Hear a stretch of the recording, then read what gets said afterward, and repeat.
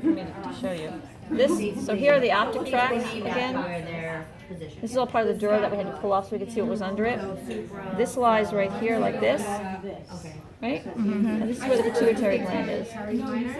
So this comes right off. You pull that right off so you can see the nerves and stuff underneath. And if they have this stuck in there with a pin in it, you can call it the infundibrum.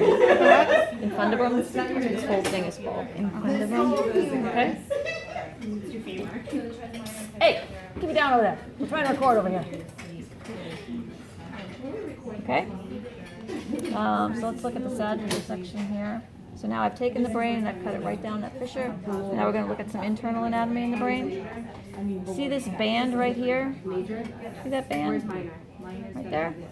That's called the corpus callosum. And what that is a big flat band of nerve fibers that goes back and forth between the right and left hemispheres of your cerebrum. So your right brain can talk to your left brain. Okay, that's called the corpus callosum.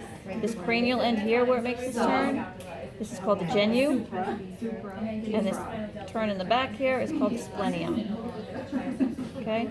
The floor of this down here on the bottom, this has been cut up a little bit here, but the floor of this right here is called the fornix. And this space right here, by the way, the space in the brain is called the ventricle.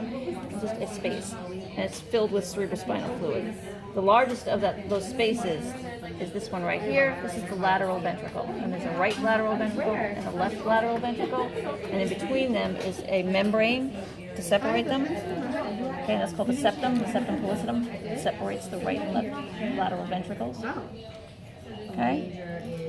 This area right here, kind of a roundish area right here, is the thalamus.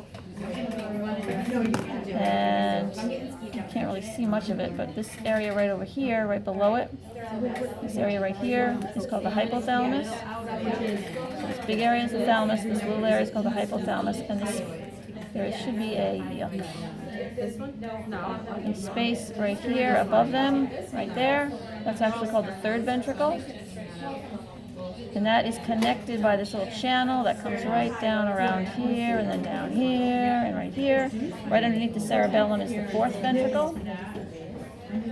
It's called the cerebral aqueduct. It goes from the third ventricle right around here, down to the fourth ventricle. And that cerebral spinal fluid will then continue on down the spine. Okay?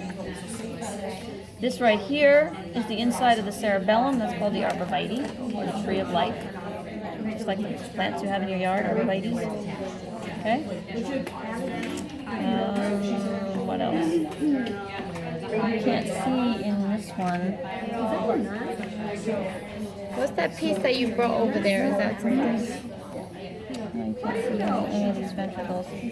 But lying inside this third ventricle, there should be some black gooey stuff. And they're not going to ask you that either, but in that third ventricle, it's called the choriid plexus.